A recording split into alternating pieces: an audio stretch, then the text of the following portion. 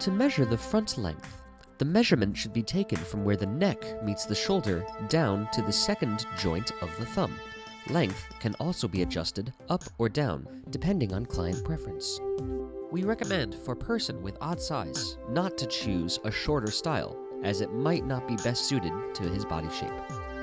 To measure the back length, start from the lowest point of the collar and go vertically down the center of the back to a position that is approximately 2/3 of the hip and groin. It can also be added or subtracted according to the client's requirement. To measure the chest circumference, run the measuring tape around the fullest part of the chest. Ensure that there is room for one finger behind the tape. To measure the middle waist, run the measuring tape around the thinnest part of the middle waist area.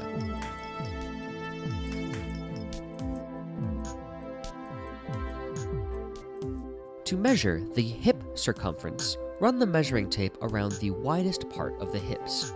Be sure that the pockets are empty and ensure that there is room for one finger behind the tape. And when measuring for a two-piece suit, the hip circumference of the pants is the same as the hip circumference for the blazer. To measure the sleeve length, start with arms relaxed. Measure from the shoulder joint down along the curvature of the arm until 1 centimeter past the joint of the wrist. This can also be decided by the client's desired sleeve length. To measure the cuff circumference, start at the joint and run the measuring tape around the wrist 1 time. To measure the shoulder width, keep both arms down and relaxed. Measure from seam to seam and ensure that the tape follows the contour of the shoulder's top line. To measure the circumference of the bicep, run the measuring tape around the widest part of the bicep.